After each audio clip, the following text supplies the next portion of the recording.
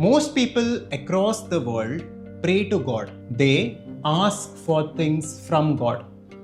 Whether it is Christians in the Western world or whether it is Hindus or different people from different religion, the practice of prayer and having a connection with God and asking for things from God is a common trait in human beings. If we actually look around the world objectively and see how many people who pray actually receive what they are praying for, then we will understand that there is something that we are missing. Of course, for this, atheists say there is nothing called God. But from the Vedantic worldview, the idea of God itself is very different.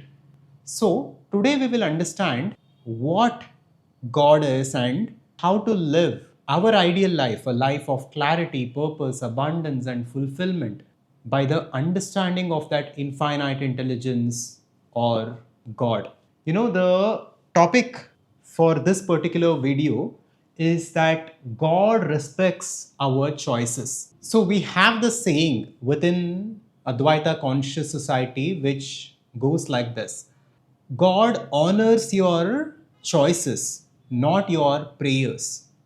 Now, this is a very, very deep statement, and there are different levels to it which we will explore today. But by the end, we will understand exactly what is holding us back and why our prayers do not get answered and what to actually do about it to live a life that we actually want to live. So, first we need to understand that each and every one of us, right, as individuals, have an identity or swabhava, right? This is our ego. Now, this swabhava is who we are, and this swabhava has various components to it. We have our thoughts, our emotions, our belief systems, our deeper tendencies or samskaras. All of it put together is one swabhava or one identity. Now, what we need to understand is that we are not just one being as we think. Within ourselves, we are fragmented. We have different aspects to who we are. There is the body, there is the mind. Within the mind, there is manas, buddhi, ahankara, chitta. There is our emotions, there is our intellect. And apart from this, there is also a deeper aspect to us at a causal level, which we will not get into today. But through all of this, we hold different things within us, right? We think different thoughts, we feel different emotions, we hold different belief systems. So, within this identity or swabhava, there are so many thoughts, so many emotions, and so many belief systems that are currently present. Now, each of these thoughts and each of these belief systems, you need to look at them as a choice that you're making. Then everything else will make sense for you. Now, let's say this person, let's call him Arjun, right? This person has a particular identity or swabhava, which is his nature, which is who he is as a person, because of which he thinks a certain kinds of thoughts, he feels a certain kinds of emotions, and he believes certain things deeply within himself. Now, whether he thinks different thoughts and holds different belief systems, consciously or unconsciously, doesn't matter. But each thought and each belief system is like a choice that he is making. Now, let's uncover his situation. He has a goal for his life, which is a short term goal, which is he wants to build a house for his family, right? He wants to purchase a house or build a house for his family, and he wishes to live an abundant life, a life free of scarcity and stress. This is his desire. Now, on one level, he's holding his intention, right? On the level of the mind, he has this intention and he has made this choice to build a house. But at the same time, in the deeper levels of his mind, he might have different belief systems. He might believe that the economy is bad right now, right? And he might believe that it is difficult to build a house. And he might also believe that based on his current income, it is not possible for him to build a home or buy a home. Now, on one level, he's asking for a house, and on the deeper levels, he himself believes that it is not possible. So, let's understand what's happening here, right? Every single thing that he thinks and that he chooses to believe is a choice that he is making. On the conscious level, he is making a choice of building a house for himself.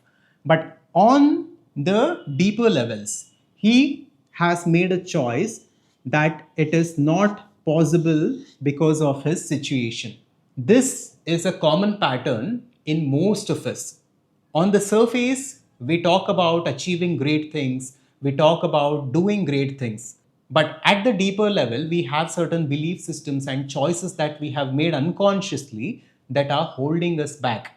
And in this confusion, the prayer will not get answered and he will not be able to build his house because he himself has chosen not to.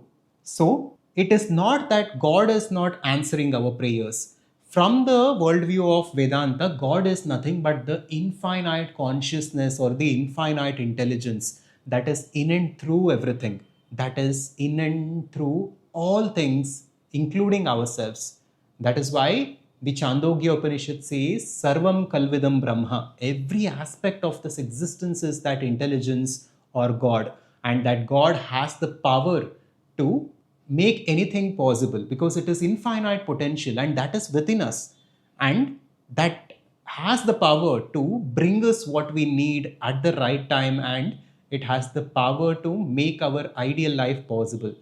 But are we allowing ourselves to live that reality is the question. This is why Sri Krishna says in the 6th chapter, 6th verse, Bandhuratmat manastasya enatmaivatmana jitaha anatmanastu shatrutve vartetatmaiva shatruvat. And this is the guiding principle for us at Advaita Conscious Society.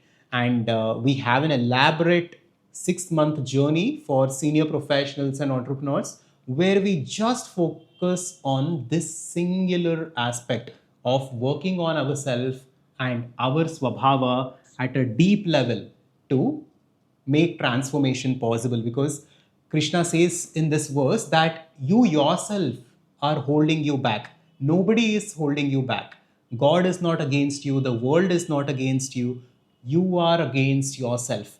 And if you conquer yourself, you are your best ally and you will be able to live the life that you wish to live.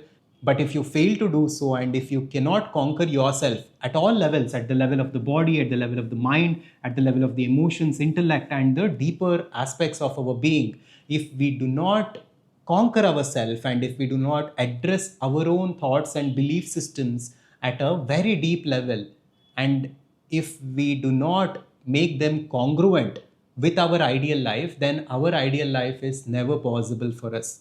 So, this is what is happening. What is happening is that on one level, we all choose a happy life, a fulfilled life, a life of abundance.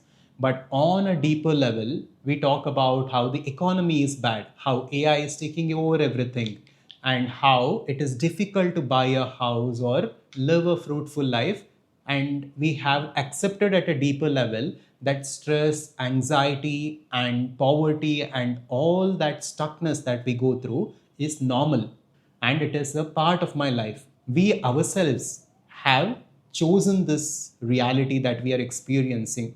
So, just think about the reality that you are experiencing right now. What is happening around you? Whatever it is, your financial situation, how your relationships are, how your health is, each and everything you have chosen yourself. Now, it might be very difficult to accept this because you would say, why will I choose such a reality for myself? The problem is you are doing it unconsciously. And Vedanta explains the cause of this unconscious identity or swabhava, and that is karma, right? Vedanta says we have lived thousands of lifetimes in thousands of forms in different bodies and in different minds, and we have accumulated memory and data from all these lifetimes. Apart from that, there is our parental conditioning, the influence that we get from our parents when they raise us, and then there is the societal conditioning, how society conditions us to think in a certain way, how society conditions us to have these belief systems that keep us at a mediocre level. Then after this comes our education system, which is broken, which is simply training us to be employees and live an average life. All of it put together has given rise to your current swabhava or identity. And based on your current identity, you currently have chosen a certain kind of reality to live. And most of us have chosen this reality unconsciously. Now that you are aware of this, now that you are aware that you yourself have chosen this reality that you're experiencing based on your unconscious beliefs, what you need to do is to go deep within yourself and work on yourself at different levels. You need to address your identity and swabhava. You need to address your deep seated belief systems. You need to address all the choices that you have made unconsciously and then change them and transform them so that they are in congruence with the life that you actually wish to live. Once every part of your being becomes aligned in one direction, when all beliefs that you hold within yourself support your ideal life, then living a life of abundance and fulfillment and everything that you are looking for becomes effortless. It is inevitable. The only person that is holding you back is you yourself. And this is the internal battle that you're fighting. If you win within yourself, there is nothing outside that can stop you, and there is nothing outside that you cannot achieve. So the entire game is within you. And the process of conquering ourselves and achieving that clarity and that direction and transforming our swabhava at a deep level through a systematic process is what we call conscious creation.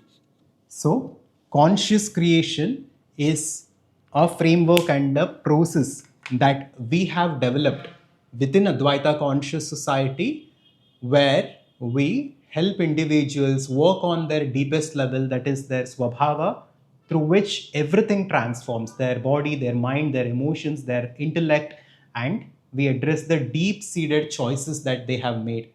This is the key to transformation. All these superficial personal development and self help teachings that you see across the world, especially from the West, like law of attraction, manifestation, and so on, they only address reality from a surface level. They address reality at the level of body, mind, thoughts, emotions, sometimes belief systems.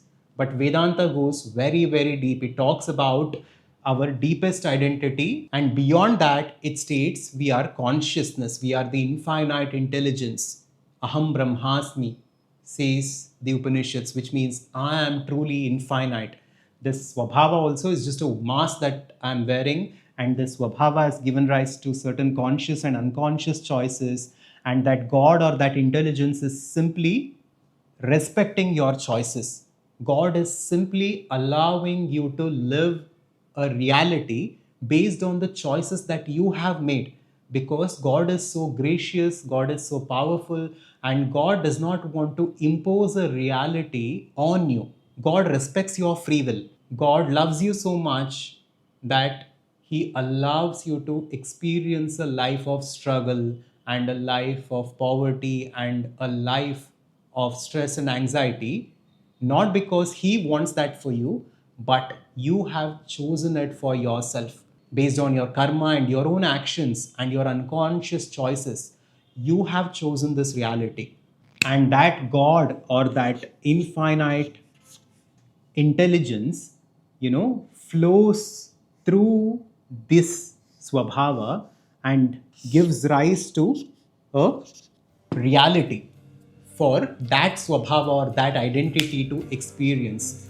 God is simply respecting your choices. Whether those choices are conscious or unconscious, it does not matter. All you have to do is to understand this. God is not ignoring you. God is not holding itself back from answering your prayers. God is always there. God is eternal, omnipresent, and powerful. It is simply respecting your choices. Make different choices to live a different reality. It is as simple as that.